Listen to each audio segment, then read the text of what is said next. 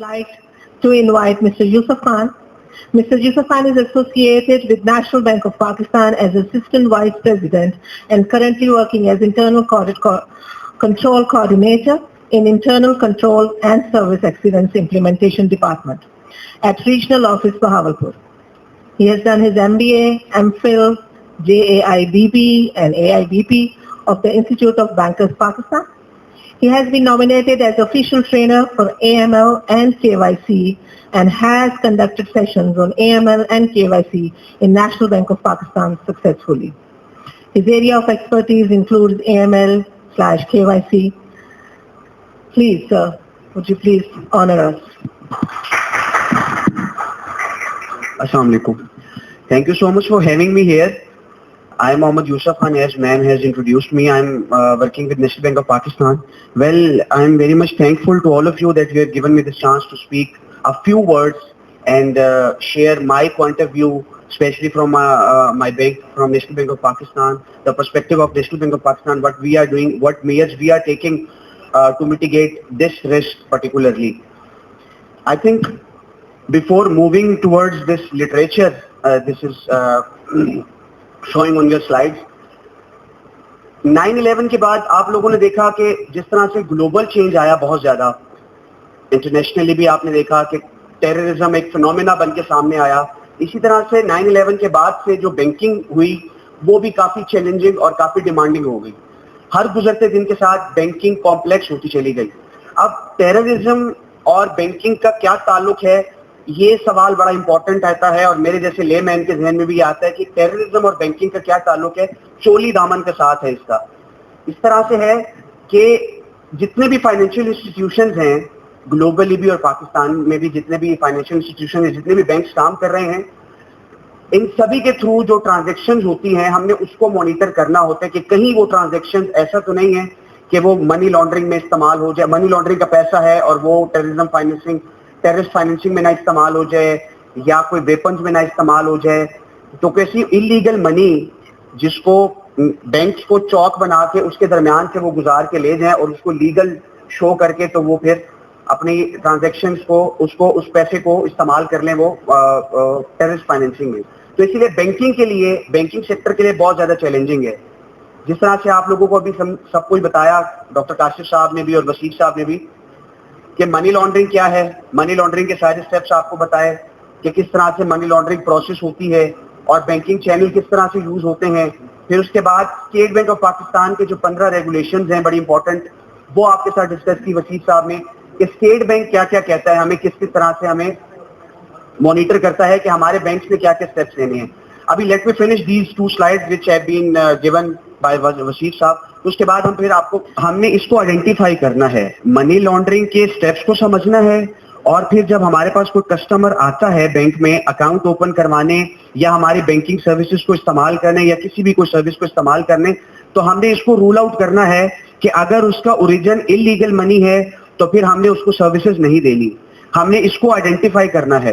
उसको banking channel में इसलिए लेकर आएंगे कि आप उसको लीगल बनाने के लिए लेकर आएंगे. अगर आप बैंकिंग चैनल को इस्तेमाल करते हुए, जिस तरह से काशिफ साहब ने आपको 3 स्टेप्स बताए थे ना कि मनी आपकी इलीगल है और आपने उसको अल्टीमेटली यूज भी इलीगल पर्पस के लिए करना है, लेकिन इस दौरान बहुत सारी सैंक्शंस हैं, आपको अलाउ नहीं है, आपको जो लैंड लॉ ऑफ लैंड है या इंटरनेशनल ऑब्लिगेशन है वो आपको अलाउ नहीं करती. आप अरेस्ट हो सकते हैं, आपको पनिशमेंट मिल सकती है. तो आप क्या करते हैं कि आप बैंकिंग चैनल को यूटिलाइज करते हैं, कॉम्प्लेक्स ट्रांजैक्शंस करते हैं, अपने उस पैसे के ओरिजिन को कंसील करते हैं, उस पैसे को आप लीगल बना देते हैं. लीगल बना के जब आप करते हैं तो इजीली आप उस पैसे को अराउंड द वर्ल्ड घुमा सकते हैं. जब आप अराउंड द वर्ल्ड उसको पैसों को घुमा लेंगे बैंकिंग चैनल्स को यूज करते हुए, तो फिर क्या होगा कि वो पैसे आपकी डेस्टिनेशन पे चले जाएंगे, जिस मकसद के लिए आपने उसको इस्तेमाल करना था वहां इजीली पहुंच जाएंगे. अदरवाइज अगर आप इलीगल मनी होगी और आप उसको इलीगल काम के लिए इस्तेमाल करेंगे तो आपके पास तरीका नहीं होगा उसको उस काम के इस्तेमाल करने के लिए. तो बैंकिंग चैनल एक आपके पास ऐसा सोर्स होता है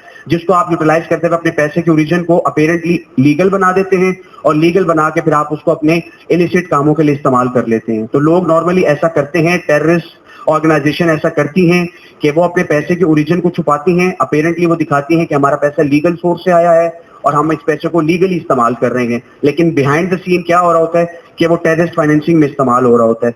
तो हमने अपने आप को विजिलेंट रखना है बीइंग बैंकर. हमने अपने आप को अपने ये देखना है कि हमारा चैनल ना यूज हो, इलीगल मनी हमारा चैनल यूज होते हुए किसी इलीगल काम के लिए इस्तेमाल ना हो, और कोई सोर्स नहीं है आपके इलीगल फंड्स को इलीगल एंड तक पहुंचाने के लिए। तो बैंकिंग जो है ना, फाइनेंशियल इंस्टीट्यूशन जो है ना, अक्रॉस द बॉर्डर भी और विद इन द कंट्री भी, ये आपके लिए बेस्ट सोर्स होता है कि आप अपने पैसे को यूटिलाइज करते हैं और चैनलाइज करते हैं। इसीलिए आप इस चैनल जो हमारा जो मेन मीडिएटर काम है ना, बीइंग चैनल, हम जो हमारा जो इंस्टीट्यूट है वो चैनलाइज हो रहा है, तो हमने अपने एंड को सिक्योर करना है, अपने एंड को हमने देखना है कि कोई भी इलीगल मनी हमारे पास ना आए, ठीक है, और अगर वो आए तो वो लीगल ना शो हो, और अगर लीगल शो होती है तो फिर वो इलीगल काम के लिए इस्तेमाल ना हो, जैसे टेररिस्ट फाइनेंसिंग के लिए या वेपन्स के लिए। इसलिए हम लोग अपने आप को कंट्रोल करते हैं। इंटरनेशनल FATF भी यही कहता है, फाइनेंशियल एक्शन टास्क फोर्स ने भी यही कहा। उसने कहा जी आपकी कंट्री को हमने इसीलिए ग्रे लिस्ट में रखा, ये कॉन्सिक्वेंस बता रहा हूं ना कि इसीलिए फिर नुकसान होता है हमारा, कि हमें उन्होंने ग्रे लिस्ट में रखा, ना हमें उन्होंने व्हाइट किया, ना उन्होंने ब्लैक किया। उन्होंने कहा आप दरमियान में आप किसी भी वक्त ब्लैक लिस्ट हो सकते हैं, और जब ब्लैक लिस्ट हो जाएंगे तो बहुत सारे नुकसान हमारे होंगे। इकोनॉमिकली हम लोग बिल्कुल अलूब हो जाएंगे, हमारे पास बहुत ज्यादा सैंक्शंस लग जाएंगी, और वो इसीलिए हमें कहा जाता था कि आप लोग ग्रे लिस्ट में, बिकॉज उन्होंने कहा कि जी आपका जो बैंकिंग सेक्टर है वो बड़ा वीक है, आपके कंट्रोल बड़े वीक हैं, आपके थ्रू टेररिस्ट आता है, आपके बैंकिंग चैनल को यूज करता है, पैसे को इस्तेमाल करता है और अमेरिका भेज के हमारे पेंटागन पे जहाज गिरा देता है। तो उसने कहा जी हम आपको ये करने नहीं देंगे, हम आपको इजाजत नहीं देंगे, अदरवाइज फिर हम आपको बैन कर देंगे, हम आपको ब्लैक लिस्ट कर देंगे, जैसे उन्होंने ईरान को किया हुआ है, जैसे उन्होंने 2 और कंट्रीज डॉक्टर काशिफ साहब ने बताया कि उन्होंने उनको ब्लैक लिस्ट किया हुआ है। तो फिर इस तरह के नुकसानात से बचने के लिए, ग्रे लिस्ट से व्हाइट लिस्ट में आने के लिए, ब्लैक लिस्ट में ना जाने के खतरे से बचने के लिए हमें ये सारे एक्शंस करने पड़ते हैं बीइंग बैंकर, ताकि कोई भी इलीगल पैसा जो है ना, किसी भी टेररिस्ट का कोई भी बंदा आ सकता है, मिस्टर ABC या कोई भी मिस्टर ABC कंपनी आ सकती है हमारे पास, और वो अपने पैसे को इस्तेमाल करते हुए, हमारे बैंकिंग चैनल को इस्तेमाल करते हुए, यूज करते हुए टेररिस्ट फाइनेंसिंग में ना इस्तेमाल कर ले। अदरवाइज तो ये तो इलीगल काम तो सारे हो रहे हैं ना, ह्यूमन ट्रैफिकिंग भी हो रही है, स्मगलिंग भी हो रही है, ड्रग्स भी हो रहे हैं, हवाला हुंडी भी हो रही है, सब हो रही है, बल्कि सारे काम इलीगल हैं। पाकिस्तान में इसकी सजा है, इंटरनेशनली भी इसकी सजा है, आप खुलेआम ये काम नहीं कर सकते। इसीलिए क्या करते हैं कि आप छुप छुपाते ये काम करते हैं, फिर उसका ओरिजिन नहीं बताते, उस ओरिजिन के पैसों को फिर आप बैंकिंग चैनल को यूटिलाइज करते हुए मुख्तलिफ एसेट्स खरीदते हैं, मुख्तलिफ कॉम्प्लेक्स ट्रांजेक्शन करते हैं, वो पैसा लीगल हो जाता है, वो लीगल हो जाता है तो फिर वो पैसा इस्तेमाल होता है टेररिस्ट फाइनेंसिंग में। नवाज शरीफ साहब से यही तो लड़ाई थी हमारी, हम वो रसीदें नहीं देते थे, उनसे पूछते थे ना पैसे कहाँ से आए जो आपने खरीदे हैं, वो बताते नहीं थे ना, तो मनी लॉन्ड्रिंग की थी उन्होंने, मुख्तलिफ कॉम्प्लेक्स ट्रांजेक्शंस करके वो वहां चले गए थे। सॉरी टू से देयर इज सम मुस्लिम लीगी, आई एम रियली सॉरी, ये पॉलिटिकल डिबेट ही करना चाहता सर। हम सैंक्शंस पे जैसे हमारा प्राइज बॉन्ड निकलता है ना, उस पे प्राइज विन कर जाता है बंदा, 1 लाख है, 10 लाख समथिंग अमाउंट है, जिसके पास इलीगल मनी है ना, उसने स्टोर की हुई है, उसको बैंकिंग चैनल में लाना चाह रहा होता है, वो ऑफर दे रहा होता है। जब हम प्राइज बॉन्ड 10 लाख है ना, हम टैक्स कटवाते हैं 15% या 20% फायदा के हिसाब से होता है। अच्छा, जो लीगलाइज करवाना चाहता है वो ऑफर दे देता है, या टैक्स के पैसे भी मैं नहीं काटूंगा, 10 लाख का प्राइज बॉन्ड मुझे दे दे और 10 लाख आपको नेट दे दूंगा। अब उसको क्या फायदा है?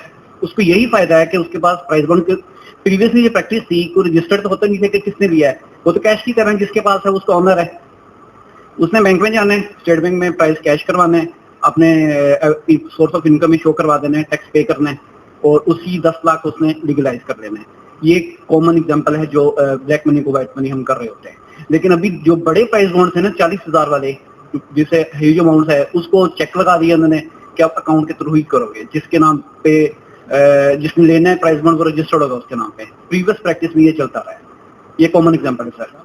लेकिन टेररिस्ट फाइनेंसिंग जो कि ज्यादा खतरनाक चीज है और कि ज्यादा कॉम्प्लेक्स है, उसमें ये होता है कि आपका लीगल मनी भी कभी कभी टेररिस्ट फाइनेंसिंग में इस्तेमाल होता है। तो बीइंग बैंकर, अभी हम यहाँ पे सारे इसीलिए इकट्ठे हुए माशाल्लाह से, सारे हमारे बहुत सारे मंझे हुए बैंकर्स भी हैं यहाँ पे, और पोटेंशियल हमारे बैंकर भी हैं स्टूडेंट्स की शक्ल में। हम इनको ये बताना चाह रहे हैं कि जितनी चैलेंजिंग है बैंकिंग और जितनी ज्यादा डिमांडिंग है, उसके हवाले से बैंक्स क्या क्या स्टेप्स ले रहा है और किस तरह से इस रिस्क को मिटिगेट कर रहा है। इस रिस्क को अभी तक खत्म नहीं किया जा सका, बिकॉज हर गुजरते दिन के साथ टेक्नोलॉजी की जब एडवांसमेंट होती है तो जो टेररिस्ट फाइनेंसर होते हैं या जो मनी लॉन्ड्रिंग होती है, उनके लिए भी जो है ना बहुत सारे एवेन्यूज खुलते चले जाते हैं। हमें बीइंग बैंकर जो है क्या करना है कि हमने अपने बैंकिंग चैनल को इतना ज्यादा स्ट्रॉन्ग करना है कि इसको इस्तेमाल ना किया जा सके, इसको पैसेजवे ना बनाया जा सके किसी भी ऐसे इलीगल मनी को लीगल बनाने के लिए या लीगल मनी को टेररिस्ट फाइनेंसिंग में इस्तेमाल करने के लिए। तो सैंक्शन सर ने डिस्कस करना था हमने, और इसके बाद हमने STR CTR डिस्कस करना है। तो मेरा ख्याल है मैं वैसे ही बता देता हूं आप लोगों को कि अभी अगर मैं आपको नेशनल बैंक ऑफ पाकिस्तान की एग्जांपल दूं, सारे बैंकिंग जो है, सारी बैंकिंग इंडस्ट्री जितने भी पाकिस्तान में यहाँ पे मौजूद है, वो सभी ये सारे काम कर रही है।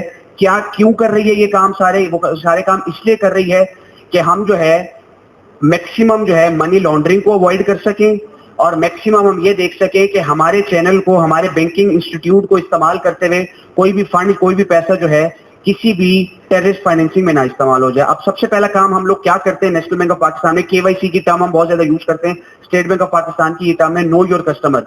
स्टेट बैंक ऑफ पाकिस्तान ये कहते हैं कि जब भी आपके पास कोई कस्टमर आता है तो आप उसको KYC कह रहे हैं, यानी कि उसको नो योर कस्टमर, आप उसको मुख्तलिफ तरीके से उसको आइडेंटिफाई करने की कोशिश करें, उसको इंटरव्यू करें, उसको प्रोब करें। जितना आप उसको ज्यादा प्रोब करेंगे उतना ज्यादा आपके लिए आसान हो जाएगा। हमारे पास जब KYC से स्टार्ट होता है, एक कस्टमर हमारे पास बैंक में आता है तो हम on the spot on boarding, उसको जब हम ऑन बोर्ड ले रहे होते हैं तो हम उसकी KYC स्टार्ट कर देते हैं। हम उससे उसका प्रोफेशन पूछते हैं, हम उससे उसके फंड्स का सोर्स पूछते हैं। अगर कस्टमर हमारे पास आता है और हमें कहता है कि जी हमारा अकाउंट खोल दिया जाए, तो हम उससे पूछते हैं आपने क्यों अकाउंट खुलवाना है, पर्पस क्या है और आप करते क्या है, आपका काम क्या है। तो उससे क्या होता है, उससे हमें फायदा ये होता है कि हमें कस्टमर का अंदाजा हो जाता है कि उसका बैंकिंग जो इस्तेमाल करेगा हमारा बैंकिंग चैनल, तो उसका थ्रेशोल्ड क्या होगा। हमें एक बंदा अगर आके कहता है कि जनाब मैं वापदा में असिस्टेंट लाइन मैन हूं और मैंने अकाउंट खुलवाना और मैंने तनख्वाह लेनी है इस अकाउंट में, तो हमें अंदाजा हो जाएगा कि यार उसकी 50-60 हजार रुपए तनख्वाह होगी माहाना, तो उसका जो पूरे साल का सर्कल चलेगा वो इसी पैसे के गिर्द चलेगा।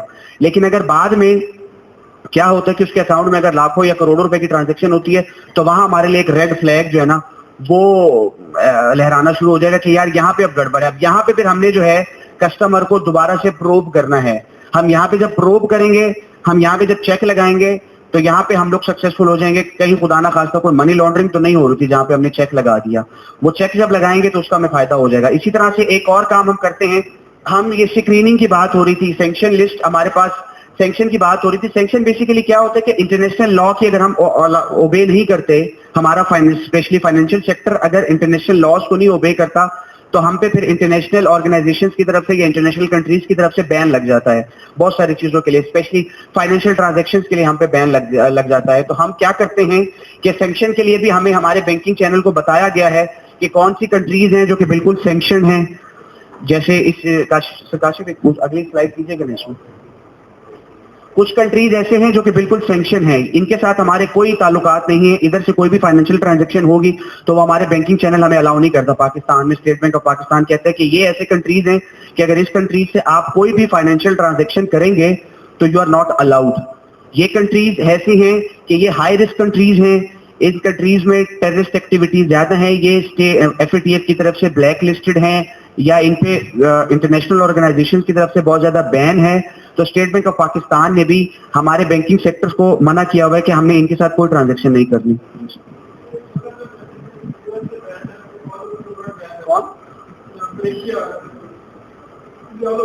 रशिया वैसे आप जो मेरी नॉलेज के मुताबिक है सर, रशिया जो ना हाई रिस्क कंट्री है, बैन नहीं है। रशिया हाई रिस्क कंट्री है कि जब आप उससे ट्रांजैक्शन करते हैं तो वो हाई रिस्क है, आप उसको एक थोड़ा सा एनहेंस ड्यू डिलिजेंस करते हैं, लेकिन वो बैन नहीं है। रशिया इज नॉट बैन, यहाँ पे लिखा हुआ है, लेकिन रशिया बैन नहीं है। इसमें ईरान बैन है, सीरिया बैन है, नॉर्थ कोरिया है, म्यांमार है, क्यूबा है, ये कंट्रीज ऐसी हैं। उसका एक सेक्टर जो है ना वो हमें बैन किया हुआ है। अच्छा वैसे दूसरी बात ये कि ये टाइम टू टाइम चेंज होता रहता है ना, जैसे पाकिस्तान ग्रे लिस्ट में था, फिर व्हाइट में आ गया, फिर इसी तरह से ये लिस्ट अप टू डेट होती रहती है। ये कंट्रीज कोई वो नहीं है, मासिवाय इजराइल और के साथ जो हमारे हमेशा से उसके साथ ताल्लुकात नहीं है। और ऐसे कई कंट्रीज हैं जो कि सैंक्शन जो है ना ऊपर नीचे होती रहती है, बैन हटते रहते हैं, खत्म होते रहते हैं, हाई रिस्क में फॉल करते हैं, फिर लो रिस्क में फॉल करते हैं सर। हाँ वो पागल बैंक में आएगा ना जो जिसने अपने आप को लीगल वो करने, क्योंकि crypto currency state bank of Pakistan की तरफ से बैन है, इलीगल है। तो वो पागल अगर सजा से बच सकता है तो वो नहीं आएगा, लेकिन अगर वो अपने आप को सजा से बचाना चाहता है, अयाशी करना चाहता है, तो फिर वो बैंकिंग चैनल को यूज करेगा ना। हमारे यहाँ ऐसा नहीं है ना कि खुलेआम आप कहें कि जी मैं चर्च का धंधा करता हूँ, तो वो फिर जाहिर है उसको कोई अलाउ नहीं करेगा ना। कभी भी कोई बंदा ये नहीं बताएगा ना कि मैं तो अफीम बेचता हूँ, आइस बेचता हूँ। तो जो पाकिस्तान में इलीगल है उसको फिर आप उसके पैसे को आप खुलेआम इस्तेमाल भी नहीं कर सकते ना। जब आप खुलेआम इस्तेमाल करना चाहते हैं या इंटरनेशनली उस पैसों को लीगली शो करना चाहते हैं, तो फिर आपको बैंकिंग चैनल यूज करना पड़ेगा।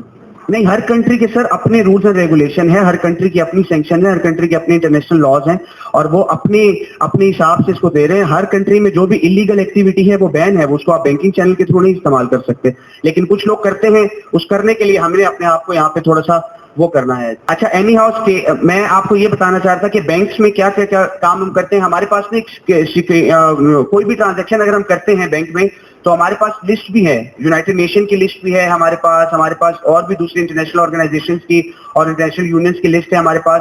पाकिस्तान में भी एक ये 4th शेड्यूल की लिस्ट है, जो एंटी टेररिज्म अथॉरिटी है उनकी एक 4th शेड्यूल की लिस्ट है, जो time to time up to date होती रहती है। इस तरह के लोगों को जिनको वो बैन कर देते हैं, उनकी कोई भी ट्रांजैक्शन हमें अलाउ नहीं है कि हम अपने बैंक में कर सकें।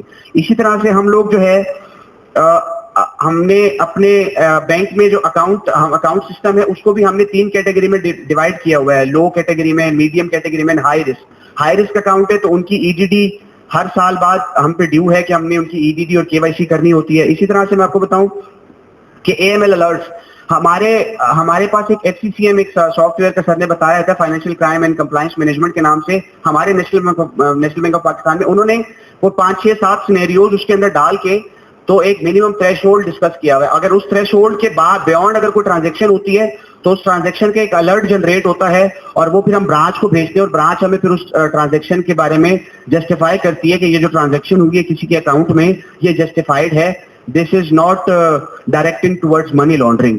तो वो भी एक मैकेनिज्म है जो हमारा बैंक इस्तेमाल कर रहा है। इस तरह से एसटीआर और सीटीआर की रिपोर्टिंग है, कोई भी सस्पिशियस ट्रांजैक्शन होती है तो उसकी एक रिपोर्टिंग होती है। स्टेट बैंक ने एक मैकेनिज्म दिया हुआ है जो कि हम स्टेट बैंक के फाइनेंशियल मॉनिटरिंग यूनिट है उसको हम रिपोर्ट करते हैं सस्पिशियस ट्रांजैक्शन को। इसी तरह से करेंसी ट्रांजैक्शन रिपोर्ट है कि अगर कैश में आप 20 लाख रुपए जमा करा रहे हैं या 20 लाख से ऊपर की अमाउंट जमा करा रहे हैं तो उसकी एक मैकेनिज्म है कि आपने एक प्रॉपर फॉर्मेट पे स्टेट बैंक को रिपोर्ट करना होता है।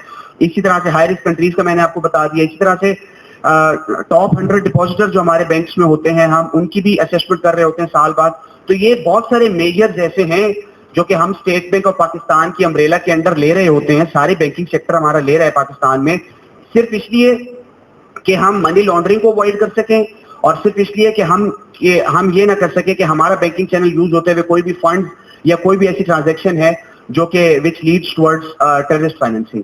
ये सब करने के बाद भी I would like to tell you regrettably कि अभी जुलाई में भी कोई मेरा ख्याल है कोई 350 मिलियन की पेनल्टी 6 बैंकों को स्टेट बैंक ऑफ पाकिस्तान ने लगाई है कि हमने एएमएल सीएफटी की रेगुलेटरी रिक्वायरमेंट को पूरा नहीं किया।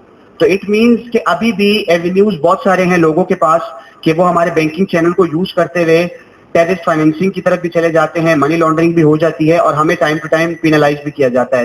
एचपीएल का हमारा जो है सबसे बड़ा स्कैम यहाँ पे, कोई अगर एचपीएल के हमारे पास कोई मौजूद मेहमान बैठे हैं तो वो बताएंगे कि 2017 में कैसे उन पे जो है ना उन्होंने $225 मिलियन पे किया कि वो 2013 से 2016 के दरमियान वो कहने लगे उनको स्टेट जो वाशिंगटन जो न्यूयॉर्क की जो ब्रांच थी उन्होंने सैंक्शन लगा दी। उन्होंने एचपीएल को कह दिया कि जी आपने 2013 से लेकर 2017 तक टेररिस्ट फाइनेंसर्स को ना आपने ट्रांजैक्शन की हैं तो आप पे ये पेनल्टी $630 मिलियन की लगाई थी, वो फिर $225 मिलियन पे करना पड़ा और न्यूयॉर्क में उन्होंने अपना जो है ऑफिस भी क्लोज कर दिया था। तो I think that's enough from my side because we are running short of time.